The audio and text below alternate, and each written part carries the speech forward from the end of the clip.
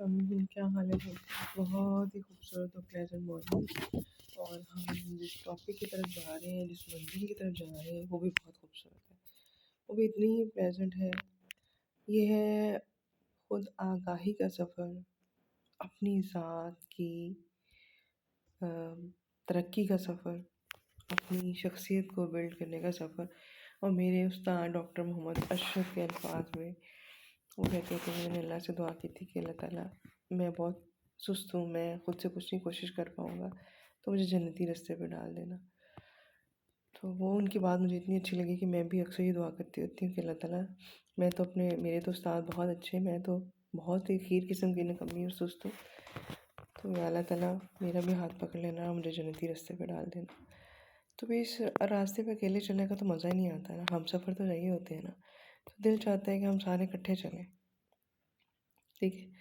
تو اس میں میرا مقصد کسی کو کرٹیسائز کرنا، کسی کا دل دکھانا، کسی کے لیے دوسروں کے کیڑے نکالنا نہیں ہے۔ مقصد یہ ہے سیلف ایکچوائلائزیشن کی طرف سفر، ٹھیک ہے، خود آگاہی کی طرف سفر، تزکیہ نفس کی طرف سفر۔ تو اس میں اپنی شخصیت کو پھرولنا، ریویو کرنا، اور اس میں سے جو چیزیں ہمیں اس راستے کی طرف جانے میں رکاوٹ بن رہی ہیں ان پہ کام کرنا۔ ان میں جو مجھے سب سے پہلے جو میرے دل میں خیال آیا، اور یقیناً اللہ تعالیٰ ہی ڈالتا ہے دل میں، وہ یہ تھا انوی، حسد۔ قرآن کی زبان میں حسد، اردو اور عربی جو ہے نا وہ ایک جیسے نہیں ہے۔ بہت ساری چیزیں جو عربی میں جو میننگ رکھتی ہیں وہ اردو میں وہی میننگ نہیں ہوتا، انگلش میں وہ نہیں ہوتا۔ اس لیے یہ انگلش کا انوی ہے اور عربی کا حسد ہے۔ اردو کا حسد شاید اس سے ڈفرینٹ ہو، تھوڑا بہت فرق ہو، کیونکہ اردو میں جیلسی کو بھی ہم حسد میں لے لیتے ہیں، لیکن میں عربی والے حسد کی بات کروں گی، انوی کی۔ یہ جو فیلنگ ہے، یہ میں بہت سادہ لفظوں میں کوشش ہوتی ہے بات کروں، کمپلیکیٹڈ یا اسکالرلی لینگویج نہ یوز کروں کہ ہر بندہ سمجھ سکے۔ انوی یہ ہے کہ اگر کسی کے پاس کوئی نعمت دیکھیں، ہم کوئی اس کے اچیومنٹس دیکھیں، ٹھیک ہے، تو ہمیں یہ نہ صرف غصہ آئے، نہ خوشی ہو، دکھ ہو کہ اس کے پاس کیوں ہے، بلکہ دوسرا ہم یہ سوچیں کہ اس سے چھن جائے، مجھے تو مل جائے لیکن اس بندے سے وہ نعمت چلی جائے، وہ کامیابی اس سے چھن جائے، وہ اس سے چلی جائے کسی طرح، ٹھیک ہے۔ اب یہ ہمیں اندازہ نہیں ہوتا، لیکن یہ اتنی بڑی چیز ہے، یہ اتنا بڑا نقصان ہے جو ہم اپنا کرتے ہیں، ٹھیک ہے۔ اب ہم نے اس کی ڈیفینیشن دیکھ لی، اس کے بعد ہوتا کیا ہے۔ جو قرآن والا حاسد ہے نا، جس میں دیکھیں وہ پوری ایک سورت نازل ہوئی کہ اللہ تعالیٰ نے حاسدین کے حسد سے پناہ مانگنے کو کہا گیا، تو مجھے سمجھ نہیں آتی ہوتی تھی کہ میں سمجھتی تھی حسد جیلسی ہوتی ہے نا، میرا خیال تھا جیلسی کوئی اتنی بڑی چیز ہے کہ اس کے لیے اتنی پناہ مانگی جائے کہ اللہ تعالیٰ نے پوری ایک سورت ہی نازل فرما دی۔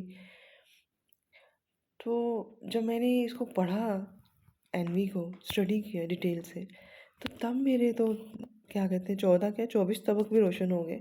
کہ واقعی اتنی بری چیز ہے، یہ ہمارا اتنا نقصان کرتی ہے۔ انوی والا بندہ جو ہے نا، وہ ہر وقت تکلیف میں رہتا ہے، اضطراب میں، ناخوشی، بے چینی، بے سکونی، غصہ، ٹینشن، ہر وقت اس کا یہی پلاننگ میں گزرتا ہے کہ دوسرے کی نعمت کو کیسے چھینا جائے، اس کو اسے محروم کیسے کیا جائے۔ اب جو انتقام والا بندہ، پلاننگ والا بندہ ہے، وہ خوش تو نہیں رہ سکتا نا، ایسا بندہ اپنی کامیابی پہ توجہ نہیں دے سکتا، اس لیے کامیاب ہوتا بھی نہیں ہے لائف میں نا، اس کی لائف میں پے در پہ ناکامیاں آتی ہیں۔ وجہ یہ ہوتی ہے کہ اس کا یہ ہاف ہارٹیڈلی اپنے کام کی طرف توجہ دے رہا ہوتا ہے، زیادہ تو اس کی توجہ یہ ہوتی ہے کہ جو دوسرے کو نعمت ملی ہے اس سے چھن جائے، جو دوسرا بلیسڈ ہے اس کی لائف برباد ہو جائے۔ تو اس لیے زیادہ ٹائم اس کا نا سازشوں میں، پلاننگ میں، ستانے میں گزرتا ہے۔ اب اس کی خوبیاں، مطلب خوبیاں تو نہیں کہنا چاہیے استغفار، حسد والی کوالٹیز کیا ہیں، کوالٹیز بھی نہیں کہنا چاہیے، وہ بھی لفظ خوبیاں ہو جاتا ہے، اس کی پوائنٹس کیا ہیں، ٹھیک ہے، اس کی نشانیاں کیا ہیں، وہ ہم سب نے اپنے اندر ڈھونڈنی ہے۔ آج میں صرف وہ نشانیاں بتاؤں گی، نیکسٹ ٹائم کیونکہ ویڈیو لمبی ہو جائے تو پھر نا مشکل ہو جاتی ہے دیکھنی، مجھے خود بھی اچھا نہیں لگ رہا ہوتا لمبی ویڈیو، وہ پھر ہم نیکسٹ ویڈیو میں نا چھوٹی سی بنا کے اس میں پھر ہم بتائیں گے کہ ہم نے اس کو کور کیسے کرنا ہے، ہم نے اس کو ماڈیولیٹ کیسے کرنا ہے۔ اچھا، یہ جو بندہ ہے نا، ایک تو جس میں نے بتایا کہ ہر وقت ناخوش، ہر وقت سیڈ رہتا ہے، دوسرا یہ ہوتا ہے کہ دوسرے کی کامیابی پہ خوش نہیں ہوتا، دوسرے کی کامیابی پہ یہ اندر سے سڑ پھوڑ رہا ہوتا ہے، بظاہر آپ کو مبارک بھی دے گا، بظاہر آپ کی ہو سکتا ہے خوشی میں شامل بھی ہو، لیکن ایک بات اس کی یاد ہے کہ اس کی یہ نشانی ہوتی ہے کہ آپ سپوز آپ نے کوئی نئی دکان کھولی ہے، کوئی نئی فیکٹری لگائی ہے، نیا گھر بنایا ہے، نیا کلینک بنایا، تو یہ اول تو آئیں گے نہیں دیکھنے، اور اگر آئیں گے بھی تو یہ ہر ایک میں کیڑے نکالیں گے، یہاں یہ تھا، وہاں یہ تھا، تم اسے اچھا بنا سکتی تھی، تم اسے زیادہ اچھا کر سکتے تھے، مطلب یہ آپ کی کامیابی پہ نا سیلیبریٹ نہیں کرنے دیں گے، اس میں کوئی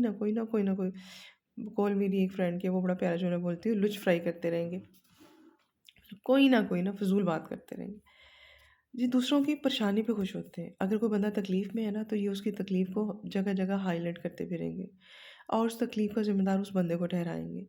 ٹھیک ہے، چاہے وہ اتنا ان کا فیملی کا ممبر ہو، چاہے ان کا کلوز فرینڈ ہو، یہ اس بندے کی تکلیف پہ اس بندے کو ذمہ دار ٹھہرائیں گے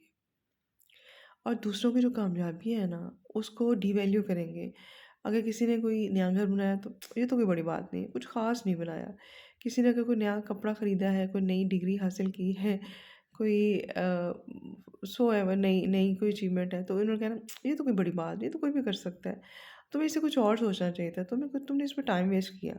یہ تمہاری منزل نہیں ہے، مطلب وہ اس بندے کو سیلیبریٹ نہیں کرنے دیتے۔ اگر آپ کسی کی تعریف کر دیں گے ہاں ہاں بھائی تم نے بہت اچھا کمال کیا، تم نے جو اچیومنٹ کی بہت اچھی ہے، اللہ تعالیٰ تمہیں اس میں ترقی دے، برکت دے، تو اسے کیا ہوتا ہے اس بندے کا دل خوش ہو جاتا ہے نا،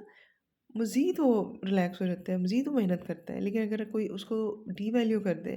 تو بندہ اندر سے ہرٹ ہو جاتا ہے، ڈی موٹیویٹ ہو جاتا ہے۔ ایک اور بات، اگر کسی بندے کی تعریف ہو رہی ہوتی ہے تو یہ ان کو ساڑا پڑ جاتا ہے، تکلیف میں پڑ جاتے ہیں، ان کی کوشش ہوتی ہے کہ اس بندے کی تعریف نہ ہو، میری تعریف ہو، یہ اس بندے کی طرف سے فوکس اپنی طرف موڑ لیتے ہیں، ٹھیک ہے، اور یہ پھر اگر کوئی بندہ کامیاب ہے، لوگ اس کو پسند کریں، پیار کریں، اس کے قریب ہے تو اور کامیابیاں حاصل کر رہا ہے کوئی بندہ، تو یہ کیا کریں گے، اس کے بارے میں غلط باتیں پھیلائیں گے، اس کے دوستوں سے، اس کے رشتہ داروں سے، اس کے ملنے جلنے والوں سے اس کے بارے میں نیگیٹو بات کریں گے کہ لوگوں کا دل اس سے خراب ہونا شروع ہو جائے۔ اب میں نے اور آپ نے دیکھنا ہے کہ کیا یہ باتیں ہمارے اندر ہے۔ اب مجھے قرآن کی وہ بات سمجھ میں آئی نا کہ حاسد کی حسد سے بچو،